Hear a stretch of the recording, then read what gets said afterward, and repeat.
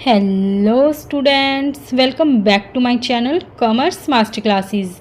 And आज इस lecture में हम पढ़ने वाले हैं अकाउंटिंग का न्यू टॉपिक जिसका नाम है रिजर्व्स एंड प्रोविजंस। सो चलिए जल्दी से आज का लेक्चर हम स्टार्ट करते हैं। ओके स्टूडेंट्स, सबसे पहले हम डिस्कस करते हैं प्रोविज़न। प्रोविज़न क्या होता है? कोई भी ऑर्गेनाइजेशन जब फाइनेंशियल ईयर के एंड में अपना नेट प्रॉफिट अर्न करती है, उसका पर्पस क्या होता है? उसका पर्पस ये है जो करंट ऑब्लिगेशंस है, करंट कंटीजेंसीज है, क्या उसी को फिलफिल करना उसका ऑब्लिगेशन है? नहीं, उसका ऑब्लिगेशन सिर्फ यही नहीं है। आगे जो फ्यूचर में रिक्वायरमेंट होगी ऑर्गेनाइजेशन की, फ्यूचर में जो कंटीजेंसीज आती है, तो उसकी रिक्वायरमेंट को भी फुलफिल करना किसका काम होता है? प्रोविज़न का, ऑर्गेनाइजेशन का। प्रोविज़न प्रॉफिट से ही ऑर्गेनाइजेशन उसको फुलफिल करती है। रिजर्व्स एंड प्रोविज़न का पर्पज़ यही है कि फ्रॉम की जो फ्यूचर नीड्स होंगी उनको फुलफिल करना, और ये प्रॉफिट से ही एक अमाउंट अलग कर किया जाता है, ठीक है, जिससे रिजर्व्स एंड प्रोविजंस बनते हैं। ओके, ये था हमने रिजर्व्स एंड प्रोविजंस के बारे में कि रिजर्व्स एंड प्रोविज़न क्यों बनते हैं। अब प्रोविज़न देखो क्या होता है। Provision is an amount set aside by charging it to the profit and loss account or statement of profit and loss in case of company to provide for a known liability, the amount of which cannot be determined with accuracy. So चलिए मैं आपको सबसे पहले provision के बारे में बता देती हूँ। प्रोविज़न वो अमाउंट होता है जो प्रॉफिट का ही एक पार्ट होता है, जिसे प्रॉफिट एंड लॉस अकाउंट से अलग किया जाता है। हर साल वही प्रोविज़न का पार्ट होता है और ये नॉन लाइबिलिटीज़ के लिए बनाया जाता है, ठीक है। नॉन लाइबिलिटीज़, जिन लाइबिलिटीज़ के बारे में हमें पता होता है कि इन फ्यूचर ये लाइबिलिटीज़ हमें पे करनी ही करनी है, उनके लिए हम पहले से प्रोविज़न बना के रख लेते हैं। मीन्स इन फ्यूचर ऑर्गेनाइजेशन की ये लाइबिलिटीज़ आने वाली है, तो उन लाइबिलिटीज़ के लिए प्रोविज़न बनाया जाता है। और ये जो नॉन लाइबिलिटी है, इसका अमाउंट अभी एक्यूरेसी के साथ डिटरमाइन नहीं कर सकते। और प्रॉफिट एंड लॉस अकाउंट से जो प्रॉफिट आ रहा है उसी का सर्टेन अमाउंट जब हम सेट असाइड करते हैं तो उसे ही प्रोविज़न कहते हैं।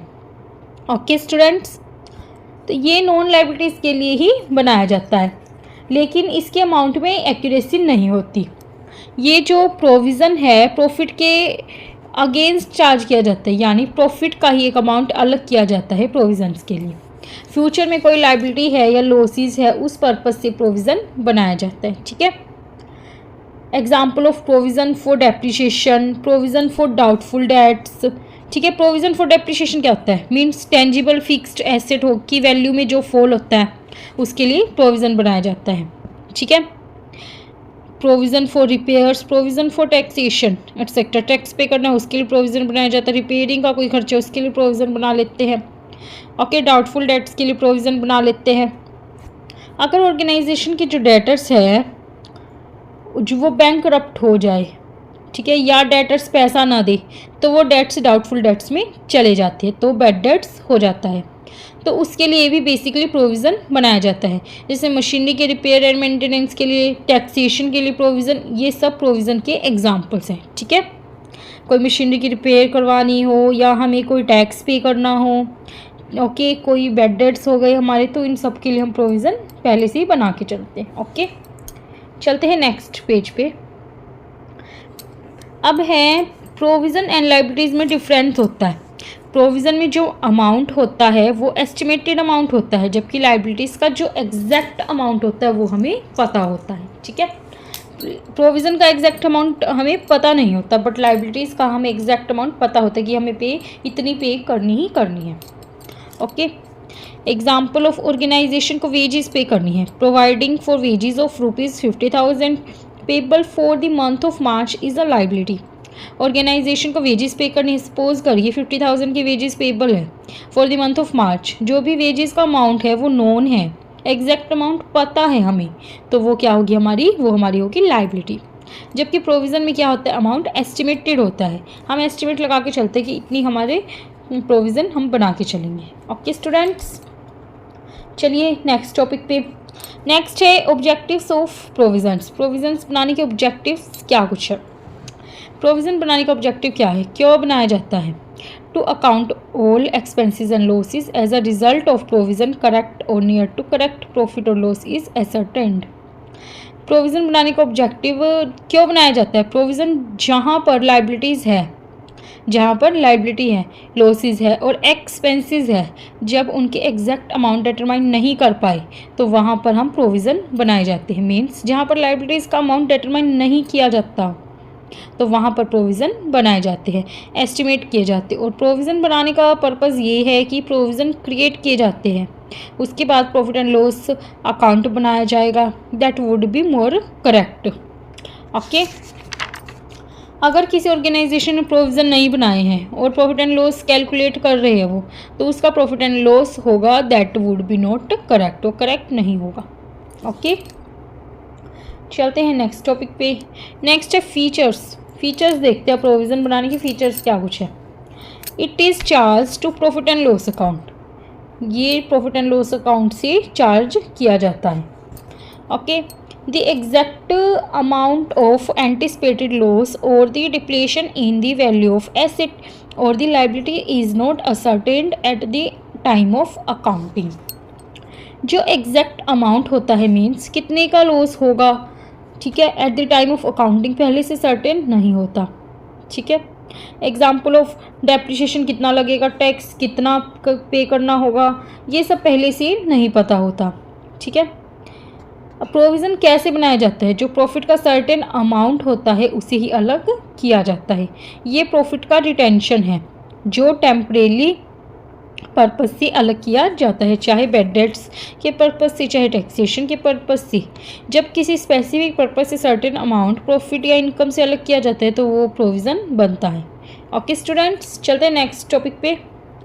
नेक्स्ट है प्रोविज़न की इम्पोर्टेंस। इम्पोर्टेंस ऑफ प्रोविज़न क्या कुछ है?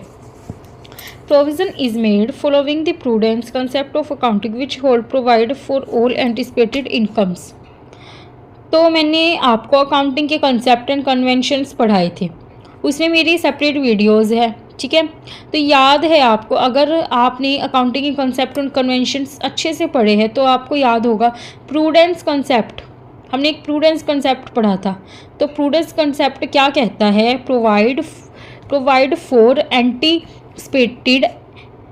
For all anticipated in expenses. ठीक है, यानी जो भी एंटिसिपेटेड लॉसेस है या जो आगे आने वाले फ्यूचर में हो सकते हैं उनके लिए पहले से प्रोविज़न बना दिए जाते हैं। डू नॉट प्रोवाइड इनकम, यानी आगे चलकर जो इनकम होगी उसके लिए पहले से कोई प्रोविज़न क्रिएट ना करे, बट जो एक्सपेंसेस होंगे उनके लिए पहले से प्रोविज़न बना कर चले। यही प्रूडेंस प्रिंसिपल में कहा गया था। So this is the importance of provision. I hope अब आपको अच्छे से प्रोविज़न के बारे में समझ आ गया होगा। प्रोविज़न जो चार्ज किया जाता है वो प्रॉफिट कैलकुलेट करने से पहले ही अलग से चार्ज किया जाता है। ओके स्टूडेंट्स, चलिए आगे अब मैं आपको नेक्स्ट टॉपिक बताती हूँ। नेक्स्ट है हमारा रिजर्व्स। रिजर्व्स क्या होते हैं? जब प्रॉफिट का certain amount, reserves are the amount set aside out of profit. जब प्रॉफिट का सर्टेन अमाउंट अलग किया जाता है that is called reserve. Okay, अब है it is an appropriation of profit और accumulated profit to strength the financial position of the business. यही आपने प्रोविज़न के केस में पढ़ा था, लेकिन देखिए दोनों में डिफरेंस क्या है। ये एप्रोप्रिएशन ऑफ प्रॉफिट है, मीन्स प्रॉफिट का जब सर्टेन प्रोपोर्शन अलग किया जाता है दैट क्रिएट रिजर्व्स। लेकिन प्रोविज़न में क्या था? प्रोविज़न चार्ज ऑन प्रॉफिट, यानी प्रॉफिट कैलकुलेट करने से पहले जो भी बैड डेट्स का प्रोविज़न है, डेप्रिसिएशन का प्रोविज़न, वो अलग किया जाता था। लेकिन ये जो रिजर्व है ये एप्रोप्रिएशन ऑफ प्रॉफिट है, यानी डिस्ट्रीब्यूशन मीन्स प्रॉफिट कैलकुलेट हो गया, प्रॉफिट को डिस्ट्रीब्यूट किया जाता है, प्रॉफिट का सर्टेन अमाउंट जब अलग किया जा रहा है दैट क्रिएट रिजर्व। यानी प्रोविज़न जो है वो चार्ज किया जाता है प्रॉफिट पर, बट रिजर्व जो है एप्रोप्रिएशन ऑफ प्रॉफिट है, यानी प्रॉफिट से डिस्ट्रीब्यूट करके रिजर्व बनते हैं। इसको एक्यूमुलेटेड प्रॉफिट कहते हैं। और बिजनेस की फाइनेंशियल पोजीशन को और स्ट्रॉन्ग बनाए, जिस ऑर्गेनाइजेशन के पास जितना फाइनेंशियल रिजर्व है वो फ्रॉम उतनी फाइनेंशियली स्ट्रॉन्ग होंगी, क्योंकि आगे चलकर किसी भी तरह की फाइनेंशियल प्रॉब्लम आ गई तो अगर उसके पास रिजर्व होंगे तो फ्रॉम उस प्रॉब्लम को हैंडल कर पाएगी। ओके स्टूडेंट्स, ये जो रिजर्व है वो ऑर्गेनाइजेशन की लाइबिलिटीज़ को मीट करने या डेप्रिसिएशन के पर्पज से नहीं बनाए जाते। रिजर्व क्यों बनाए जाते हैं? ताकि आगे चलकर कोई नॉन या अननोन कंटीजेंसी आ जाए, उसको मीट करने के लिए रिजर्व बनाए जाते हैं। Okay, example of general reserves हो गए, reserves for expansion, reserves for equalization of dividend. Okay, जैसे कि इक्वलाइजेशन ऑफ डिविडेंड क्या है? अगर हर ईयर हम इक्वली डिविडेंड डिस्ट्रीब्यूट कर सके, ठीक है, किसी ईयर जैसे ही हमने 5% की रेट से डिविडेंड पे कर दिया। ओके, जैसे इस ईयर तो हमने 5% की रेट से डिविडेंड दे दिया।